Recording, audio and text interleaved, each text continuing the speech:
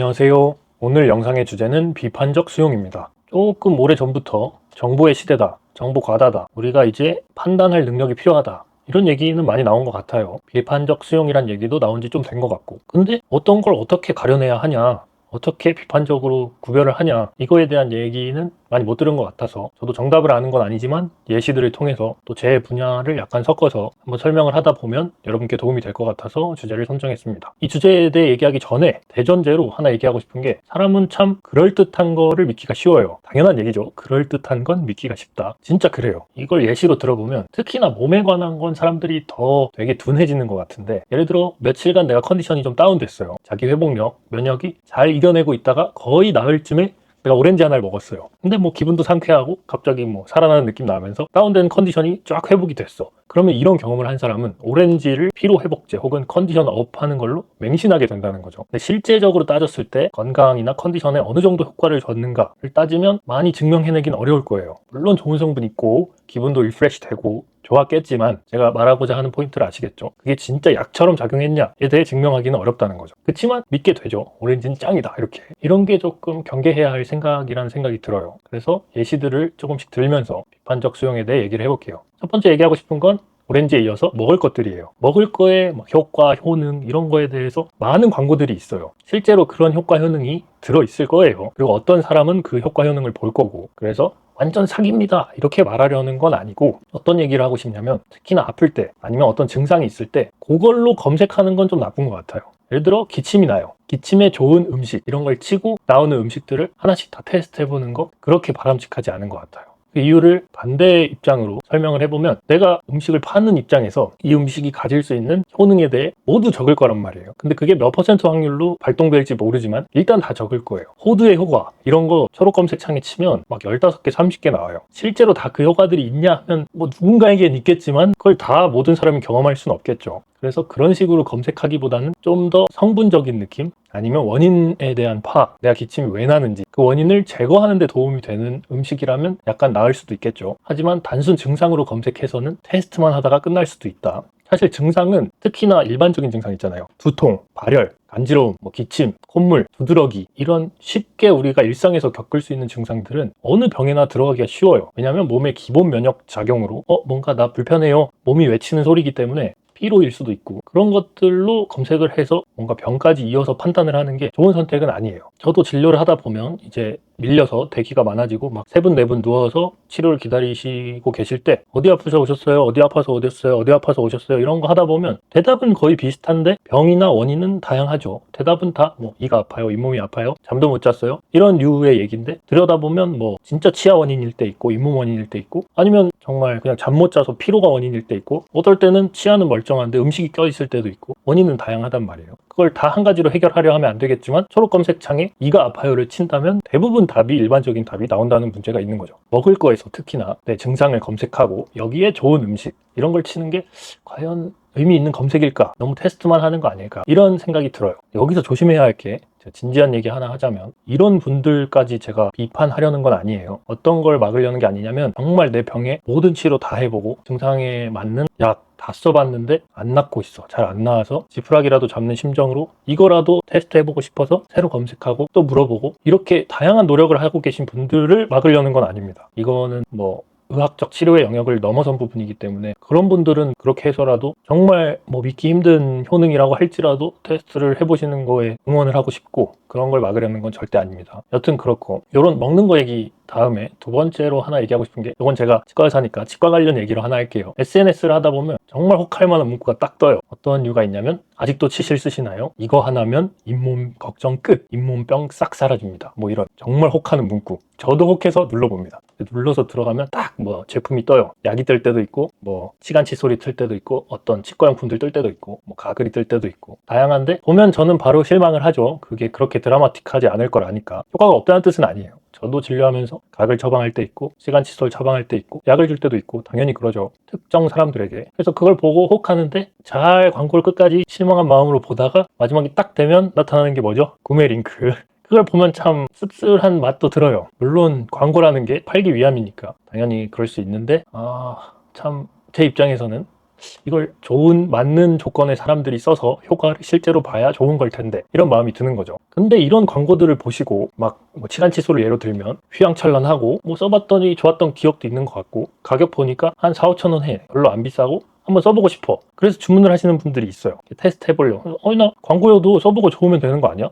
안 좋으면 안 쓰면 되잖아. 4, 5천 원 날렸다 생각하지 뭐. 이런 분들을 위해 비판적 수용에 대해 얘기하고 싶은 게 있어요. 당연히 테스트 해보고 나랑 맞는지 봐야 하는 거 중요한 얘기예요. 그렇게 하셔도 되는데 제가 지금 말할 예시를 한번 듣고 고민해보세요. 제가 이분께 진짜 감사한데 정선근 교수님이라고 정형외과 교수님이신데 저 혼자 이런 얘기를 막 떠들었으면 신뢰가 많이 안 될 텐데 이분 덕에 제가 신뢰를 높일 수 있어요. 저는 전연차고 치과 사니까 또 몸은 잘 모르지 않냐 이런 비판을 받을 수 있으니까 정형외과 교수님의 얘기를 빌려서 얘기를 하면 이분이 오랫동안 목 디스크 진료를 하시면서 이렇게 머리를 당기는 스트레칭을 많이 권유하셨대요. 이 자세를 저도 어릴 때 크면서 많이 했어요. 이렇게 하면 목이 뻐근할 때 시원하거든요. 늘어나는 느낌 나고. 제가 아까 맨 처음에 예시 시작하기 전에 그럴듯한 게 믿기 쉽다 그랬죠. 목 쭉 스트레칭해서 근육 늘려주고 뭔가 이완되고 시원한 느낌 나고 이런 거 목에 좋다, 목 디스크에 좋다 이렇게 믿기 쉽죠. 다들 서울대 정형외과 교수님이 추천했던 스트레칭이라니까 쫙 믿겠죠. 근데 이 교수님이 요새 와서 하시는 말씀이 있어요. 이게 사실 나도 추천을 많이 했었는데 목 디스크에 안 좋은 스트레칭이었더라 라고 결론이 난 거예요.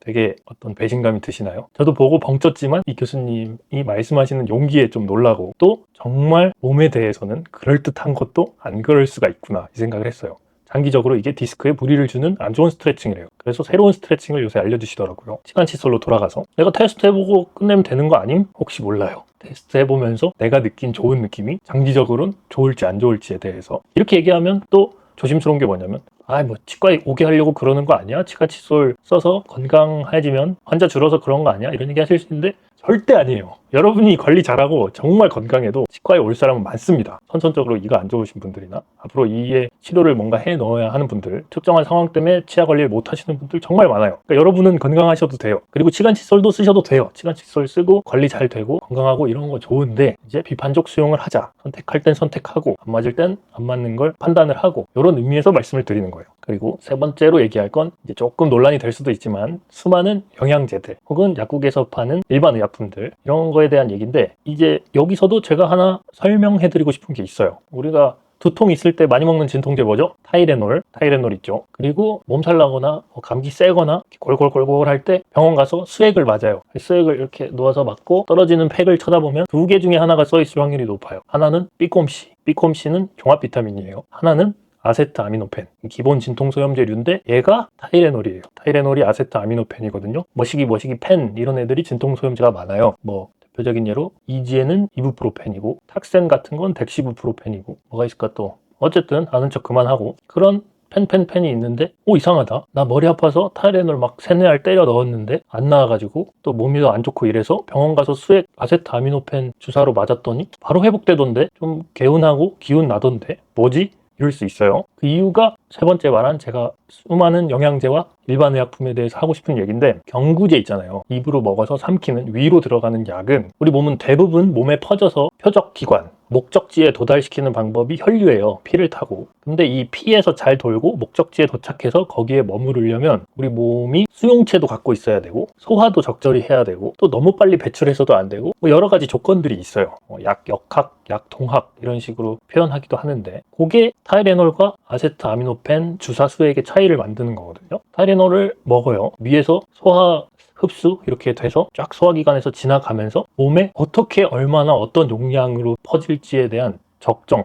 혈중에 피중에 농도가 어느 정도 될 것인가를 하는 게 굉장히 어려워요. 먹는 애들은 약에서의 얘기예요. 근데 주사로 우리 정맥에 찔러서 하는 IV라고 하는 수액은 그 농도를 조절하기 혹은 고농도로 만들기 굉장히 좋아요. 피 흐르는 데다 바로 넣어버리니까. 그래서 효능이 높죠. 효능이 높은 게 꼭 좋은 거는 아닐 수 있어요. 부작용도 같이 높을 수 있으니까. 어쨌든 그래서 결론적으로 하고 싶은 말이 뭐냐. 내가 예를 들어 비타민이 모자라대요. 진단까지 아예 받았어. 혼자 진단한 게 아니라 병원에서 비타민이 모자르대. 그래서 비타민을 막 먹는데 내 몸이 생각보다 흡수를 잘 안 하고 농도를 못 높일 수도 있어요. 오줌 싸보면 오줌만 형광으로 나가고 물론 먹으면서 당연히 안 먹었을 때보다 농도가 오르겠죠. 몸속에서 아예 효과가 없다 이거 아닙니다. 오늘 좀 오해할 여지에 말이 많을 것 같은데 사람마다 차이도 크고 먹는 것들은 효과를 볼 성분을 그 약에 넣어 놨더라도 나한테 효과가 없을 때도 있고 그렇다는 얘기예요. 그래서 영양제를 뭐 어떤 게 눈에 좋대, 어떤 게 컨디션에 좋대, 어떤 게 간에 좋대, 이런 다양한 영양제들 있잖아요. 그런 거 드셔보시고 효과가 좋으면 드셔도 상관없어요. 용법, 용량 맞춰서 거기 다 써 있거든요. 3개월 이상 복용하지 마세요, 하루 3알 이상 드시지 마세요, 이런 거 다 써 있으니까 그거 잘 맞춰서 먹는 거 오케이예요. 왜냐면 내가 효과를 보니까. 근데 무턱대고 뭐 내가 간이 안 좋으니까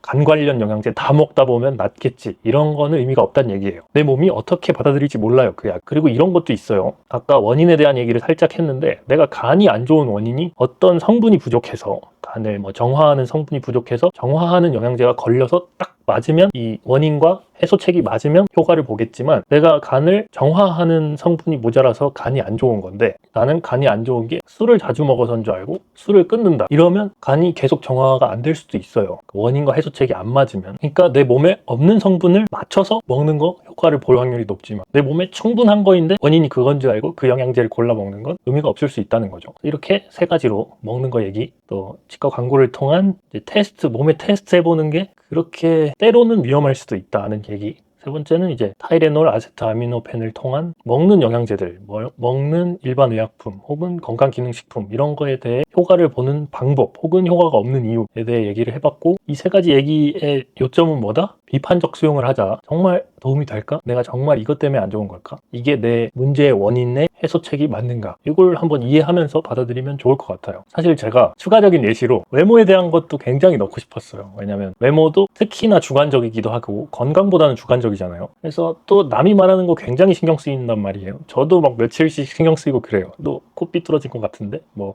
너 눈 왜 그렇게 깜빡여? 뭐 와, 너 쌍수하면 훨씬 나아지겠다, 코끝 채우면 나아지겠다, 이런 말 들으면 며칠 신경 쓰이거든요. 이런 거 참 비판적으로 수용하기 어렵죠. 이런 거 역시도 다 똑같아요. 제가 만약에 약간 코끝 높이면 엄청 멋있겠다라는 말 듣고 코끝으로 검색했으면 1번 예시와 같이 이미 코끝을 세웠을지도 몰라요. 그건 어쩔 수 없어요. 그런 방향성으로 나오기 때문에. 그러니까 비판적 수용을 점점 하기가 힘들어지는 거죠. 조금 뚝심을 가지고 딱 중심을 세워놓고 그런 걸 받아들여 보면 어떨지. 예시로는 만들지 않았지만 어쨌든 모든 경우에 있어서 정보가 들어올 때 저도 실패할 때 있습니다. 그냥 무턱대고 수용해서 그걸 바꾸거나 그걸 사거나 몸에 테스트하거나 이럴 때 있지만, 조금 한 발짝 물러서 보자, 이런 의미에서 이야기를 했고요. 이야기가 조금이나마 유익했거나 재밌었으면 조댓 구할 부탁드립니다. 욕한 거 아닙니다.